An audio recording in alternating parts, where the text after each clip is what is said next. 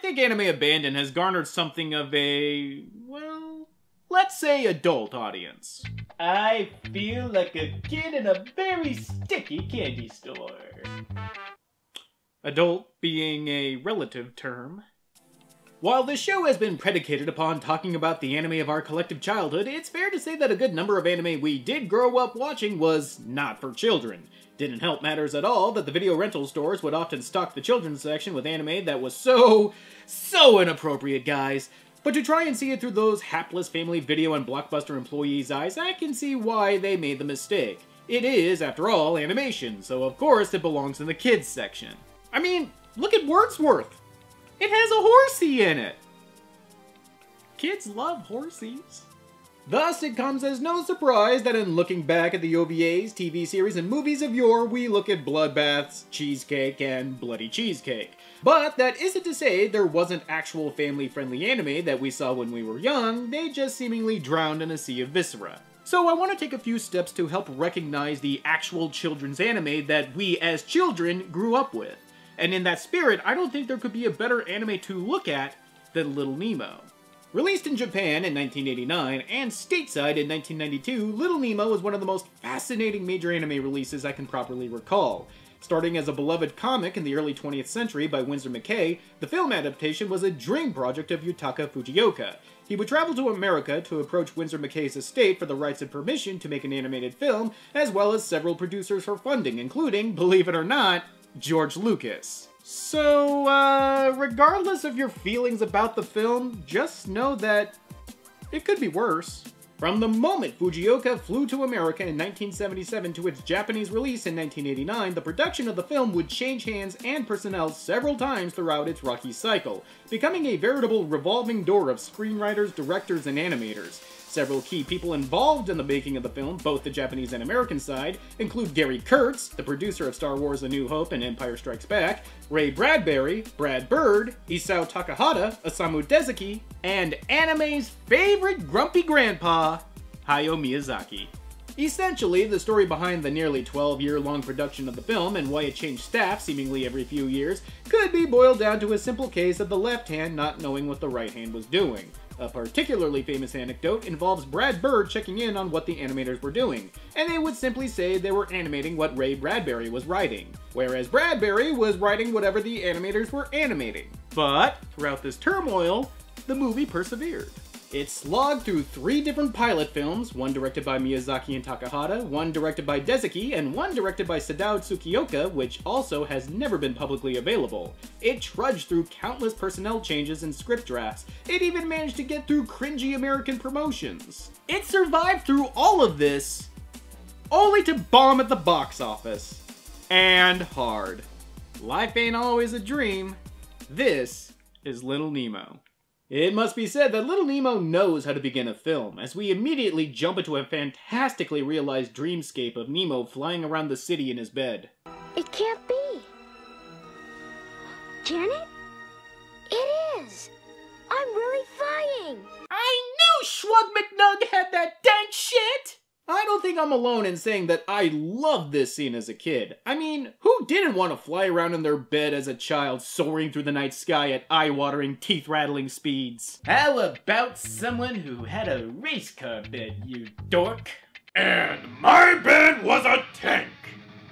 I named it Bradley. Though, maybe we can dial back the childlike wonder, though? Or at least tone down the exasperated wowies? Wow. Yippee! Wow, this is great! Kid, I get it. You're flying in your bed and you think that's awesome, but goddamn Shawn Michaels didn't oversell this hard against Hulk Hogan. Of course, some dreams turn dark, as dreams are wont to do. Quick! Get out of there, Nemo, before they start singing about hot chocolate! But thankfully, Nemo wakes up just in time to let everyone know that this part of the movie was a complete waste of time. Well, narratively speaking, that is. True, this entire segment doesn't really factor into the plot at all, what little plot there is in the movie, and it must be said that it doesn't even add much thematically either. But as far as mood and lasting impressions are concerned, this pretty much hit it right out of the park. It's dark, looming, but at the same time wondrous and exciting. It's the perfect beginning for a kid's movie because, at the very least, it grabs a hold of a child's attention. Sadly, it doesn't hold on to it for long. At least not with the circus in town, which leaves Nemo bolting out of his house with this furry little bastard. Oh, you just know he's gonna be nails on a chalkboard, don't you? I think your little rat wants to come along too. Oh, sure, Icarus has a voice that makes Salacious Crumbs sound like Frank Sinatra, but I think it's that inexplicable squirrel-sized aviation hat he has that really seals in that farm-fresh obnoxiousness. Hello, young man. Would you like a ride? Come along, my boy. It's the 1910s. Who's even heard of stranger danger? Be sure to remember to take your mercury pills. Nemo begs his dad to take him to the circus, and he basically blows him off and says maybe tomorrow. And scene. Nemo then pretends to sleepwalk so he can sneak in some late-night pie and gets caught. And scene. You know, considering what the story is like when Nemo isn't dreaming, maybe it's for the better that the movie is mostly just a dream. And just when your patience is at its dwindling phase, all at the mere 12-minute mark, mind you, we finally begin our ascent into Slumberland, heralded by, the pipe organist from the circus parade earlier. Ah, okay, Nemo was dreaming about the circus parade from earlier. It's a theme. The connective tissue is weaker than a baby chick's neck, but it's there. But who are you? I am a professor. I am a genius. You can call me Professor Genius. Wait a minute, I know that voice. You can't fool me, Odo. Your changeling tricks won't work on me. And speaking of familiar voices, I know I've heard Nemo's before. Wow! This is Slumberland? A tree star. Holy crap, it's the same kid who voiced Littlefoot in The Land Before Time. How about that? And now I just made myself sad. After literally being offered candy and cookies, Nemo accepts the royal invitation to Slumberland so that he might attend a playdate with the princess. And by God did I forget how saccharine this all is. And it all starts at the moment they fly into Slumberland and meet up with the king, Morpheus. Your Majesty? The king? Oh, let's dispense with the formalities. Just call me Morphe. Funny, I thought Morpheus would be more gaunt. Or, at the very least, more self-inserty. And from here, the film is relentless in its dogged determination to assault its viewers with what I like to call weaponized whimsy. All aboard the nonsense train! Okay, full throttle!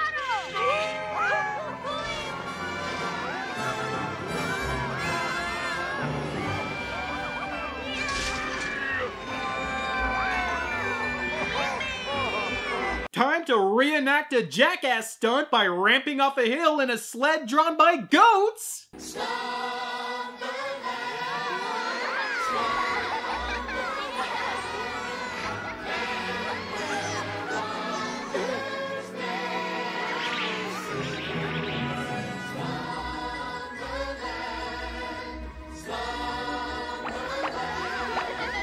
Hurry, or we'll be late to the state-mandated etiquette musical number!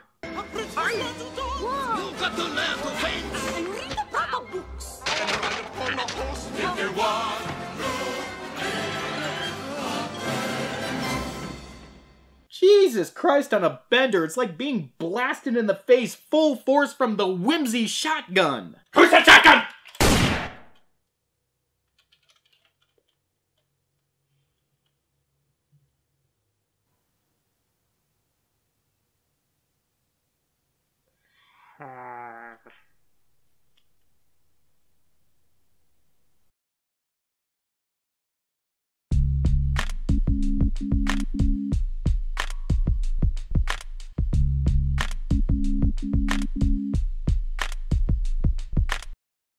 It's not so much that these scenes are relentlessly fast and paced, but there's just no connective tissue here at all, and there's simply no story going forward. It's just mindless cheeriness. It's like if you went on It's a Small World at Disneyland 4 times in a row. I mean, I get it, it's a movie made for children, so of course it's going to have the intellectual nourishment of cotton candy dunked in maple syrup, but I feel this is also indicative of the film's strange lack of imagination. I'll be upfront and say that Little Nemo was never more creative or engaging than that beginning, but then again, the animators basically just reanimated Takahata and Miyazaki's pilot film, so it's no wonder that the beginning feels completely out of place in the film proper. Oddly enough, though, for a dream, the setting makes too much sense. Huh? What? Why you? Ouch! What's going on here?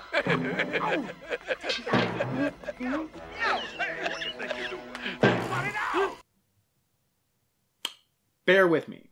Oh sure, the sequences can be unrealistic and certainly preposterous, but there always seems to be a through line of logic and real-world sense underlying the whimsy. He's dreaming of the circus, so the world and all the people therein are all associated with the circus. Clowns, animals, acrobats, balloons, they all fit the theme, but because there is a theme, it robs the spontaneity and absurdity of dream logic. But this could also be because Nemo is one basic-ass bitch. Yippee! That's the spirit. You're a natural. Just saying. No fooling, it takes until the halfway point of the movie before something of any real consequence happens, as Nemo is led by the nose into mischief by Flip the Freeloader here. Millennials, just ask your grandparents about Red Skelton. Nobody gives him the slip like old Flip. Come on, let's go. Where are we going now? To have more fun, trust me, kiddo. You think if you listen to Mickey Rooney and Ed Asner at the same time, you'll need a lozenge? The previously mentioned something of consequence comes in the shape of a door, one that Nemo was expressly told not to open by King Morpheus when given the key to Slumberland. There is one door you must never open. The door with this symbol on it. This you must promise, and this promise you must never break. 20 minutes later? You'll never know. Trust me. Well, I guess just a little peek won't hurt. Nemo, if it was raining soup, you'd be out there trying to catch it with a fork. And to the surprise of no one, what turns out to be behind the door is just your everyday primordial ancient evil. You know, like a root cellar. Every old home has one. Flip flips the bird at Nemo and tails it, leaving him behind and leaving the door completely unlocked. But I'm sure this won't have any repercussions, because then we'd have a plot. Still sweating bullets, Nemo tries to tell the king what happened at his own coronation, but seems the king is distracted by the festivities and duty. The royal scepter, our sole defense, will be passed on to the prince. Stand back. Murphy, are you sure you should be firing that thing off in front of a kid? Imperakasam, imperatasam. What is that? I don't understand! What the hell is that thing?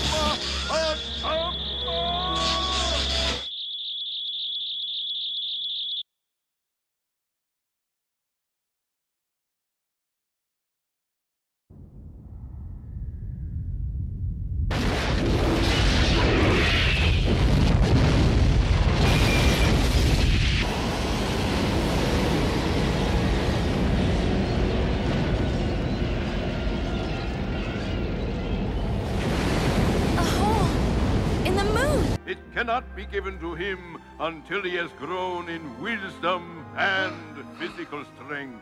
Yes, the royal scepter is an awesome responsibility, and I shall wear its burden with equal grace and dignity. Oh, I can't let the professor show up the king, now can I, Prince Nemo? God, this will... Until I need to get my freak on, then all bets are off. Karma comes a-knocking as the comically oblivious patrons at the party can't seem to notice when literal evil goo arrives to snatch away their king, and probably give more than a few impressionable kids out there weird feelings that they won't have an outlet for until they discover the hub. And I'm not talking about that one. And the already shaky plot is pretty much dissipated by this point, and the film's production problems become even more apparent now. Unable to find a way to get Nemo out of being cornered by a tattletale Flip as the one who unlocked the door, the film just simply has Nemo wake up, only for him to find out he is still in the dream. Look, even though the movie has been predicated upon being a dream the whole time, the false wake-up chestnut is still an eye-rolling cliche, and a nakedly transparent device in this case too. They wind up trying to tie in Nemo breaking his promise with the king, with Nemo breaking his promise with his mother about that pie from earlier, but At this point... Yet hope is not lost, as Nemo still has the goddamned history eraser button, and all he and Odo need now is Flip's guidance to Nightmare Land to save the king, joined along by the princess, who, believe it or not, is a character. The four set off for Nightmare Land. Did anyone ever tell you you're kind of cute when you're angry? World Star! Seems that while the ride to Nightmare Land is fraught with perilous goblins, not all goblins are aligned chaotic, and the four encounter some good goblins that help guide them to the Nightmare Kingdom. After, of course, they have a musical number, which I'm not going to show because I'm not a monster! However, despite Nemo literally knocking on the Nightmare King's doorstep, he and his comrades aren't exactly sure how the incantation for the royal scepter goes. Listen, that incantation for the scepter, wasn't it something like Shazama Shazama? No, the second word was pajama. Hey, if worse comes to worse, you can always wing it. Klaatu, Marada. But Nemo better learn to improvise fast because the king's minions abduct his friends. Though in the case of Flip, maybe Nemo doesn't have to rush things. You know, get some me time. Take a year off, maybe. And after the movie takes an ill-advised turn into a cul-de-sac of annoying shtick... Stop it, please! Don't scream at us!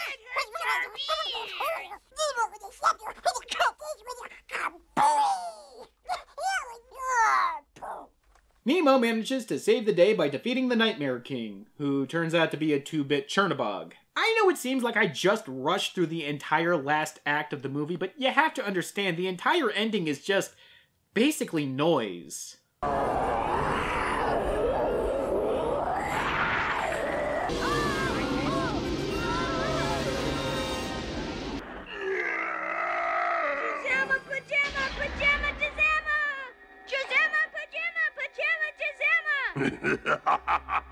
Granted, the ending is also probably the most memorable part of the movie, at least on childhood recollection.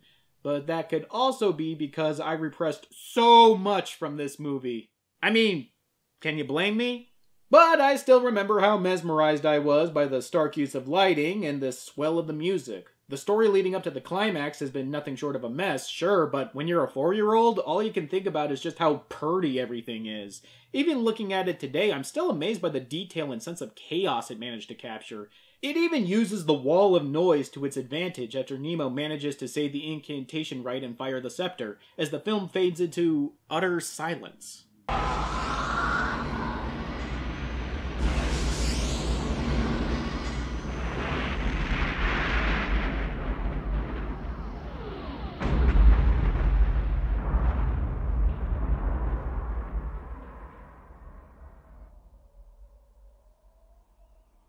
Even in the stupidest of movies, details like that will never go unnoticed.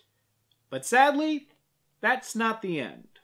With Slumberland finally saved, Nemo wakes up to find that his dad is taking him to the circus. Okay? Is that like what Nemo was supposed to take away from his adventure? Keep your promises and your dad will take you to a circus, even though his dad would have no way of knowing that he learned said lesson because, again, it was all just a dream? Is this really how you want to end? Okay. You know, I give Little Nemo a lot of crap for being a bad story, because it is a bad story, but just like Digimon the movie, I can't help but feel a kind of nostalgic giddiness over it, even after everything is said and done. There's just something about the way the movie captured darkness and movement in these scenes that spoke to me as a kid, and even to this day, I feel that the beginning and ending were the best parts of the movie. I didn't care one bit about the middle, both then and certainly now, when Nemo basically pals around Slumberland for too long in boring broad daylight, while singing nauseating songs that time has proven to be unmemorable ditties, which is the kindest fate they could ever deserve. But the bookends to this movie were exactly my jam, and because of that, Little Nemo was one of my favorite rentals as a child. Today, I feel the movie is now a complicated and flawed memory, but an overall good memory all the same. These memories are inexorably tied to the movie, sure, but also to the place where I used to get it. You see, I wanted to talk about Little Nemo not only because it is a childhood memory, but also because the place where I used to rent it is no more. Some might remember me talking about a place called Videodroid back in my Berserk review, but what I didn't tell you is that it was an institution of my city of Santa Rosa, as well as the entire Bay Area. It was founded by brothers Mark and Mitchell Lowe back in 1984, and through the years managed to survive through the golden age of pirating and legal streaming services that toppled over countless titans like Hollywood Video and Blockbuster. And it did that by stocking rare and out-of-print movies, titles that are off the beaten path. Titles like many an anime that had been on Anime Abandon. But sadly, though it survived many a technological and cultural shift, it couldn't survive the revenue drop after the wildfires from last year. And as of August 26th, Videodroid has closed for good. Before they closed, they liquidated their entire stock, which allowed me to purchase a few anime titles for my collection back here. You know, I do have a lot of rare anime in this here collection, but the ones that I picked up from Videodroid will always be the ones closest to me. It seems silly to be emotionally attached to a store, but to me it's not a store. It's Friday night sleepovers with friends. It's my dad and I finding movies of his youth that he wanted to show me. It's me watching movies on a complete lark that would wind up being some of my favorites of all time. And walking the now empty shelves and racks that just a few months ago were filled with new releases. Those days seem so much further away now. Anime Abandon has always been about preserving the past, but so far it's only been limited to the anime we used to watch. Now, I feel like we need to extend ourselves and preserve the memories of those who tried to do the exact same thing. Nothing is completely safe from being lost forever. Hell, even Little Nemo was out of print for years despite being a theatrical release back in the 90s. But while movies and television shows can be reprinted and relicensed, the adjacent memories attached to them cannot. All we can do is hold on to what we can and pass it along to those who are willing to listen. So, thank you for listening. Red Hawk. Till next time.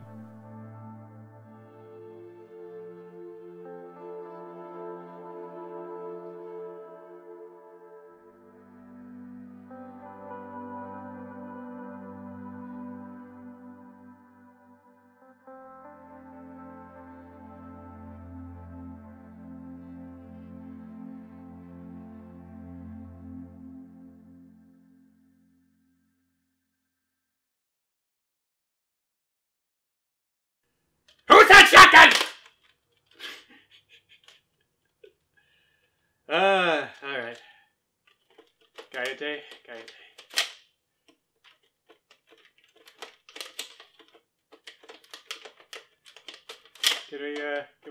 Can we not be a penis about this? Come on. Alright, come on. There.